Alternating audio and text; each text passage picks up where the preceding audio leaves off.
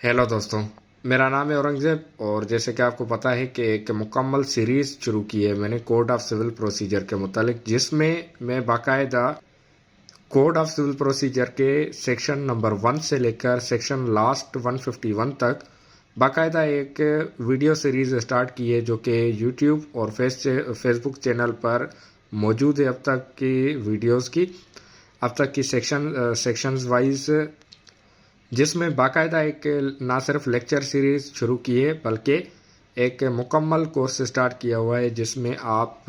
जो अगर स्टूडेंट हैं तो आपकी रहनुमाई के लिए, या फिर अगर आप साइल हैं तो भी आपकी रहनुमाई के लिए ये एक केस स्टडी या फिर बुक स्टडी मैंने स्टार्ट की है, ताकि आप लोगों को ना सिर्फ केसेस दाखिल करने बल्कि उनको प्रोसीड या फिर उन कानून के मुतालिक, कवानीन के मुतालिक आपको आइडिया और अंदाज़ा देता चलूँ, जो कि एक आम आदमी के लिए बिल्कुल लाजमी है।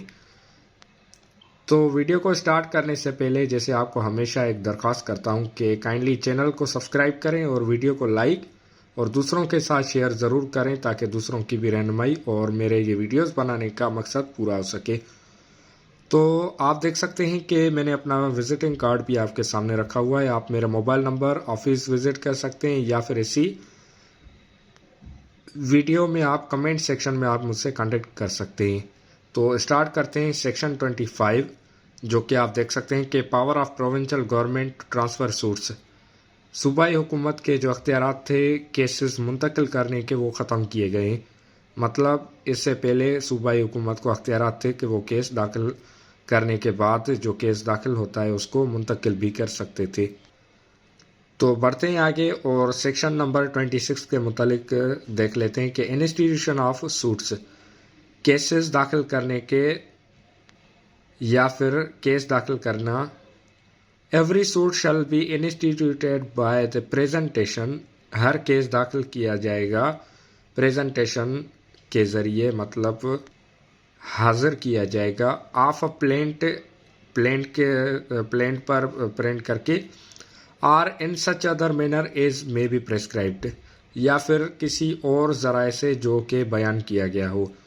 अब केस किस तरह से दाखिल किया जाएगा उसके लिए तरीक़ेकार दिया गया है कि प्रेजेंटेशन ऑफ अ प्लेंट पर एक केस प्रेजेंट किया जाएगा, पेश किया जाएगा कोर्ट में। अब आप देख सकते हैं कि एक मुकम्मल इस सेक्शन के ज़रिए बताया गया है कि केस किस तरह से दाखिल किया जाएगा या ज़ाहिर किया जाएगा, हाजिर किया जाएगा, दाखिल करने का तरीक़ेकार बताया गया है। अब एक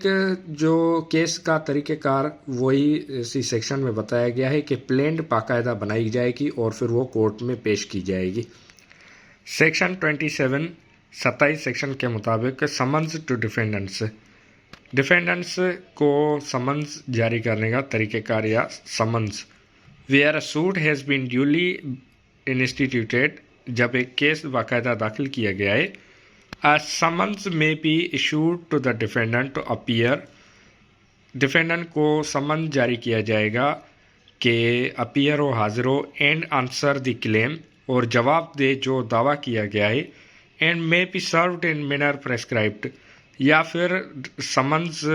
उस पर सर्व करने का तरीक़ेकार जो कि बयान किया गया है या जिसका तरीक़ेकार दिया गया है उसी तरीक़ेकार के मुताबिक केस का समन सर्व किया जाएगा। इससे पहले आप सेक्शन 27 पर देख सकते हैं कि समन्स एंड डिस्कवरी, समन्स भेजने का तरीक़ेकार और उसकी दरियाफ्ती। अब मिसाल के तौर पर अगर किसी एक डिफेंडेंट के ख़िलाफ़ केस दाखिल किया गया है तो उसको पता कैसे चले कि उसके ख़िलाफ़ केस दाखिल किया गया है, तो उसी के मुतालिक ये सेक्शन दिया गया है, section 27। Section 28 service of summons where defendant resides in another province, किसी एक सूबे से ज़्यादा के हदूद में अगर डिफेंडेंट रिहाइश पजीर है तो उसमें सर्विस करने का तरीक़ेकार समन्स के। A summons may be sent for service in another province to such court and in such manner as may be prescribed by rules in force in that province. अगर कोई service करवानी हो किसी दूसरे सूबे में समन्स की, तो तरीक़ेकार यही है कि उसी कोर्ट की या उसी अदालत के जो तरीक़ेकार है या फिर जो उसूल हैं उस सूबे में उसी उसूलों या तरीक़ेकार के मुताबिक समन सर्व करवाया जाएगा। Subsection 2. The court to which such summons is sent shall, upon receipt thereof, proceed as if it had been issued by such court, and shall then return the summons to the court of issue together with the record, if any, of its proceedings with regard there. इसके माने हैं the court मतलब जिस अदालत को summons भेजे गए हैं वो रिसिप्ट मतलब उसकी वसूली के बाद इस तरह से ही इशू करेगी और उसकी जो रिटर्न है समन्स की कोर्ट को उस तरह अदालत को उसी तरह के से ही वापस जवाब भेजेगी जिस तरह से मानो कि उसने खुद एक केस की सुनवाई के लिए समन्स भेजा हो। मतलब कि एक सूबे से दूसरे सूबे में अगर कोई रिहाइश पजीर है डिफेंडेंट, तो अगर सर्विस नहीं हो पा रही समन की,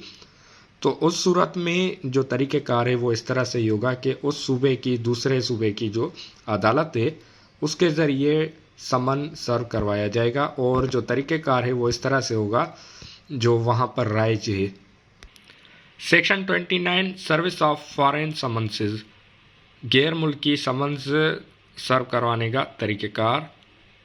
Summonses and other processes issued by any civil or revenue court situate outside Pakistan may be sent to the courts in Pakistan and served as if they were summonses issued by such court. Summons और जो दूसरे तरीक़ेकार हैं अगर जो processes मतलब जो दूसरे जो हुक्मनामे ऑनरेबल अदालत ने भेजे हैं सिविल कोर्ट या फिर रेवेन्यू कोर्ट में जो कि पाकिस्तान से बाहर अगर किसी को भेजना हो पाकिस्तानी अदालतों में, तो इस तरह से होगा कि वो वहाँ की जो मकामी अदालतें हैं उनको उनके ज़रिए सर्विस करवाई जाएगी। अब मिसाल के तौर पर एक पाकिस्तान की एम्बेसी है अमेरिका में और एम्बेसी में एक पाकिस्तानी अख्तियारात देकर अदालत लगाई गई है जो कि पाकिस्तान में जो प्रॉपर्टी या दूसरे मसलों मसाइल हैं उनके मुतालिक एक अगर कोर्ट के अख्तियारात दिए गए हैं कि एक जज वहाँ पर जाकर केसेस चलाए, एविडेंस रिकॉर्ड करे, तो वहाँ पर जो अदालत होगी उसके ज़रिए समन्स की सर्विस करवाई जाएगी। Provided that the courts issuing such summonses and processes have been established or continued by the authority of the federal government or the provincial government of the province in which such summonses or processes are to be served has by notification in the official gazette declared the provisions of this section to apply to such courts. अगर कोई भी अदालतें summons या फिर processes जारी करती हैं और जो वफाकी या फिर सूबाई अदालतें नोटिफिकेशन के तहत बनाई गई अदालतें हैं तो वहाँ पर उसी तरीके से एक सर्विस होगी समन्स की जिस तरह से जो दूसरी अदालतों पर अख्तियारात होते हैं ऑफिशियल गज़ेट के ज़रिए, तो वही तरीक़ेकार राइज करके और सर्विस करवाई जाएगी समन्स की। Section 30 power to order discovery and the like. Power मतलब अख्तियारात, टू ऑर्डर डिस्कवरी कोई चीज़ सामने लाने की, एंड द लाइक उसके मुमासलत में अगर कोई चीज़ मंगवानी हो अदालत की जानिब से तो उसके अख्तियारात। Subject to such proceedings and limitations is may be prescribed and the court may at any time either of its own motion or on the application of any party. Subject to such conditions अगर कोई शर्तों शराइत या फिर limitations हदूद मुकर्रर की गई हैं तो उसके अलावा दी कोर्ट में अदालत मंगवा सकती है किसी भी वक्त अपने इख्तियारात इस्तेमाल करके या फिर एप्लीकेशन जो कि अगर पार्टी की तरफ से आई है। A make such orders as may be necessary, जो ज़रूरी अगर कोई ऑर्डर्स करना लाजमी है तो करेगी। Or reasonable in all matter relating to the delivery, जो कि डिलीवरी के लिए लाजमी है। एंड आंसरिंग ऑफ इंटेरोगेटरीज अगर कोई पूछगाछ के मुतालिक। द एडमिशन ऑफ डॉक्यूमेंट्स कागजात की एडमिशन एंड फैक्ट्स हक़ाइक़ की। and the discovery, inspection, production, impounding and return of documents or other material objects producible as evidence। अगर कोई भी मवाद जिसके मुतालिक सवाल जवाब किए जाते हैं, एडमिशन ऑफ डॉक्यूमेंट्स के लिए पूछा जाता है, हक़ाइक़ के लिए, या फिर कोई चीज़ रिकॉर्ड पर लाने के लिए, इंस्पेक्शन, प्रोडक्शन या impounding and return of documents अगर कागजात की हवालगी या फिर दूसरे किस्म का कोई ऑब्जेक्ट, मटेरियल ऑब्जेक्ट अगर रिकॉर्ड पर प्रोड्यूसिबल एज एविडेंस शाहिदी के तौर पर पेश करना हो तो अदालत के अख्तियार आते हैं। इशू समन्स टू पर्सनस, उन अशखास को उन शख्सियतों को समन्स करेगी whose attendance is required either to give evidence, जिनकी जो हाज़िरी लाजमी है अदालत में सबूत पेश करने के लिए, आर टू प्रोड्यूस डॉक्यूमेंट्स या फिर कागजात पेश करने के लिए, or such other sub objects as aforesaid या दूसरी चीज़ें जैसे ऊपर बयान की गई है, order any fact to be proved by affidavit, या फिर कोई आर्डर कर सकती है कि किसी हकीकत को साबित करने के लिए एफिडेविट दिया जाए। तो मतलब ये कोर्ट के अदालत के अख्तियार आते। उम्मीद करता हूँ कि इन सेक्शंस में आपको सारी चीज़ें समझ में आ रही होंगी, या फिर अगर किसी भी किस्म की कन्फ्यूजन है तो आप मुझसे पूछ सकते हैं, जो कि मैं आपको जवाब देने के लिए हर वक्त हाजिर हूँ। तो बढ़ते हैं आगे। सेक्शन 31 समन्स टू विटनेस, गवाहों को समन्स भेजने का तरीक़ेकार। The provisions in sections 27, 8 and 29 shall apply to summonses to give evidence or to produce documents or other material objects. The provisions जो के तरीक़ेकार दिए गए हैं सेक्शन 27, 28 और 29 में, वो ही समन्स भेजने का जो तरीक़ेकार है एविडेंस शाहिदी के लिए या फिर किसी कागजात की प्रोडक्शन के लिए या कोई मटेरियल ऑब्जेक्ट्स के लिए, तो तरीक़ेकार वही होगा जो सेक्शन 27, 28, 29 में दिया गया है। सेक्शन 32 पेनल्टी फॉर डिफ़ॉल्ट, 32वां सेक्शन पेनल्टी फॉर डिफ़ॉल्ट, अगर कोई डिफ़ॉल्ट कर जाता है या फिर जुर्माना, जो कि अगर कोई इस तरह का हुक्म पूरा नहीं करता तो उसके लिए जुर्माना। The court may compel the attendance of any person to whom a summons has been issued under Section 30 and for that purposes may issue a warrant for his arrest, attach and sell his property। अगर किसी के लिए अगर अदालत किसी की हाज़िरी यकीनी बनाने के लिए समन भेजती है सेक्शन 30 के मुताबिक और उसके मकसद के हुसूल के लिए वारंट इशू कर सकती है गिरफ्तारी के। उसके अलावा अटैच मतलब हवालगी कर सकती है, उसकी प्रॉपर्टी अटैच कर सकती है, एंड सेल इज प्रॉपर्टी, और उसकी प्रॉपर्टी को बेच भी सकती है। C impose a fine upon him not exceeding 2000 rupees, जुर्माना लगा सकती है 2000 से ज़्यादा का नहीं, जो कि 2000 का होगा। Order him to furnish security for his appearance and in default commit him to prison। उसकी जो सिक्योरिटी के लिए अदालत में अपीयरेंस के लिए मांग सकती है सिक्योरिटी, और उसके अलावा भी अगर उस पर फैसला नहीं होता तो उसको जेल भेज सकती है, मतलब जिसने डिफ़ॉल्ट किया हो। उसके बाद आप देख सकते हैं सेक्शन 33 जजमेंट एंड डिक्री। अब आते हैं सेक्शन जो हमारा स्टार्ट होता है वो जजमेंट एंड डिक्री के मुतालिक है, फैसले और डिक्री के मुतालिक। Judgment and decree, the court after the case has been heard, अदालत को इख्तियार है कि केस सुनने के बाद शल प्रोनाउंस जजमेंट, शल मतलब कि मुकम्मल अख्तियार है कोर्ट को कि प्रोनाउंस जजमेंट, फैसला सुना दे, and on such judgment a decree shall follow,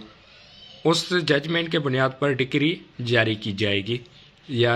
decree issue की जाएगी।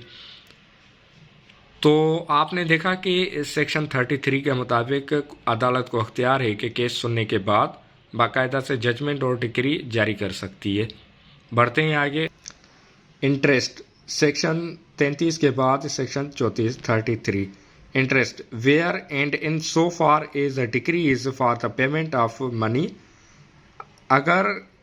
तो एक डिक्री जारी की जाती है पेमेंट ऑफ मनी मतलब पैसे जमा करने के लिए, अदा करने के लिए, द कोर्ट में अदालत को अदालत जारी कर सकती है इन द डिक्री में, ऑर्डर में, इंटरेस्ट एट सच रेट। अगर कोई इंटरेस्ट भी दिलवाना चाहे अदालत तो उसको अख्तियार है at such rate as the court deems reasonable to be paid, जो कि रीजनेबल होगा पे करने के बुनियाद पर, on the principal sum adjudged के अगर कोई एडजर्ज मतलब फैसला किया गया, पैसा है, पैसों के लिए फैसला किया गया है, from the date of the suit to the date of decree, जब केस दाखिल करने से लेकर डिक्री जारी करने तक, in addition to any interest adjudged on such principal amount sum of are any period to the institution of the suit, कि अगर किसी केस की सुनवाई से लेकर उसके फैसला करने तक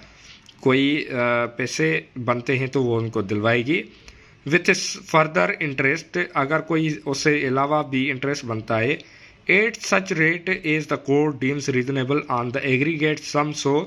एडजस्ट, अगर अदालत ने फैसला दिया है या फैसला सुनाया है, from the date of the decree to the date of payment, अगर डिक्री पेमेंट तक पैसे नहीं भी दिए जाते तो उसके अलावा भी अदालत इंटरेस्ट लगा सकती है कि जब तक उसको पेमेंट नहीं मिल जाती प्लेंटिफ को, जिसने केस दाखिल किया है डिफेंडेंट के खिलाफ,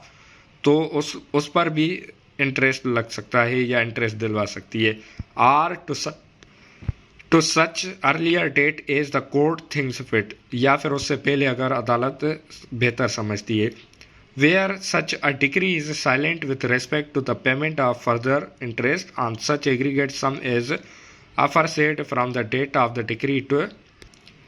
अगरचे ये बात डिक्री में बयान नहीं की गई, बताई नहीं की गई कि पेमेंट फर्दर कितनी या फिर कितना पेमेंट पर इंटरेस्ट लगेगा, तो उसका जो तरीक़ेकार है वो ऐसा ही होगा कि जब डिक्री जारी की जाती है डेट से लेकर और जब तक वो एग्जीक्यूशन में नहीं आती तब तक उस पर जुर्माना या फिर इंटरेस्ट दिया जाएगा। The date of payment or other earlier date the court shall deem to have refused such interest and in a separate suit therefor shall not lie, कि अगर अदालत ने अपने डिक्री में पैसों पर जो इंटरेस्ट बनता है उसके लिए नहीं लिखा तो उस सूरत में इंटरेस्ट नहीं लिया जाएगा या दिया जाएगा या पे नहीं किया जाएगा, और ना ही किसी अलहदा उसके लिए सूट दाखिल किया जाएगा। तो बढ़ते हैं आगे और section 34A insert on public dues, interest on public dues, अगर तो पब्लिक के केसेस हैं या फिर कोई ड्यूज़ हैं तो उस पर जो तरीक़ेकार होगा वो इस तरह से होगा। Where the court is of opinion that a suit was instituted with the intent to avoid the payment of any public dues payable by the plaintiff on his behalf, the court may while dismissing such suit make an order for payment of interest. तो उस सूरत में अगर इस section के मुताबिक अगर कोई public के जो पेमेंट है उससे बचना चाहने की सूरत में केस दाखिल करता है तो उसको जो इंटरेस्ट बनता है या जो उस पर जुर्माना लगता है वो बाकायदा पे करेगा। Section 34B interest etcetera on dues of banking company where and in so far is a decree is for payment of money due to a banking company in repayment of a loan advanced by it, the court shall in the decree provide for interest or return as the case may be on the judgment debt from the date of decree till payment. In the case of interest bearing loans for interest at the constructed rate or at the rate of 2% above the bank rate, whichever is the higher. जो banking sector से अगर कोई loan लिया गया है और उस पर जो ड्यूज़ बनते हैं तो उस पर इंटरेस्ट का तरीक़ेकार इस सेक्शन में बताया गया है कि अगर किसी ने बैंक का कर्ज़ा वापस करना हो और उससे बचने के लिए कोई केस दाखिल कर देता है तो जब तक केस का फ़ैसला आ जाता है और उसके बाद उस पर जो प्लेंटिफ हैं जिन्होंने केस दाखिल किया हुआ है या फिर डिफेंडेंट अगर बैंक ने जो किसी के ख़िलाफ़ केस दाखिल किया है बैंक की जानिब से जहाँ से लोन लिया गया है, तो उस सूरत में भी इंटरेस्ट बाकायदा से जमा किया जाएगा अदालत की जानिब से, और 2% या फिर इससे ऊपर का इंटरेस्ट लगा सकती है, मार्कअप भी ले सकती है, या फिर अगर इस तरह का कोई ड्यू बनते हैं या फिर इसी तरह का कोई interest, markup, charges, service charges, hire वगैरह वगैरह जो भी बनते हैं, तो अदालत को इख्तियार है कि वो 2% या उससे ज़्यादा के लगा सकती है। तो बढ़ते हैं आगे और पढ़ते हैं सेक्शन 35 कॉस्ट, मतलब जो खर्चा, cost subject to such conditions and limitations, अगर कोई शर्त व शराइत या हुदूद हैं, लिमिटेशंस हैं, एज में बी प्रेस्क्राइब्ड बयान किए गए, and to the provisions of any law for the time being in force, अगर किसी कानून में बयान किए गए हैं, the cost of and incident all suits shall be in the discretion of the court, ये अदालत का अख्तियार होगा कि वो किसी भी मुकदमे के जो खर्चे वगैरह या उससे जुड़े कोई भी चीज़ें हैं, and the court shall have full power to determine by whom or out of what property, के अदालत को अख्तियार हैं कि वो किस तरह से या किसके ऊपर या कौन सी प्रॉपर्टी मिल्कियत से, एंड टू वाट एक्सटेंट और किस सूरत में किस हद तक such cost are to be paid, वो खर्चे पे किए जाएंगे, दिए जाएंगे, and to give all necessary directions, और इससे मुतालिक अगर कोई ज़रूरी डायरेक्शन बनती हैं for the purpose of aforesaid, इससे जुड़े हुए, the fact that the court has no jurisdiction to try the suit shall be no bar to the exercise of such powers, इससे मुतालिक किसी भी अदालत का अख्तियार नहीं है, ना ही उसको चैलेंज किया जा सकता है कि उस पर इस तरह के केसेस या अख्तियारात वो इस्तेमाल ना करें। Subsection 2 where the court directs that any cost shall not follow the event, the court shall state its reasons in writing, अगर को अदालत ये समझती है कि खर्चा नहीं दिया जाएगा तो उसके लिए अदालत अपने राइटिंग लिखेगी, मतलब लिखत में वो रखेगी। द कोर्ट में गिव इंटरेस्ट ऑन कॉस्ट, अदालत चाहे तो खर्चे जो अखराजात आए हैं उन पर इंटरेस्ट दे सकती है, at any rate not exceeding 6%, 6% से ज़्यादा पर annum नहीं देगी, and such interest shall be added to the cost and shall be recoverable as such, कि अगर अदालत चाहे तो 6% सालानी के तौर पर या उसके अलावा कोई अखराजात पर कर्जा बनता है तो वो रिकवरेबल यकीनी बनाने की सूरत में अदालत वापस दिलवा सकती है। Section 35A compensatory cost in respect of false or vexatious claims or defences, compensatory cost मतलब जुर्माने के तौर पर जो खर्चा आता है कि कोई जाली मुकदमा या फिर जो दावा नहीं बनती, डिफेंस ना बनने की सूरत में केस दाखिल किया जाता है तो उस पर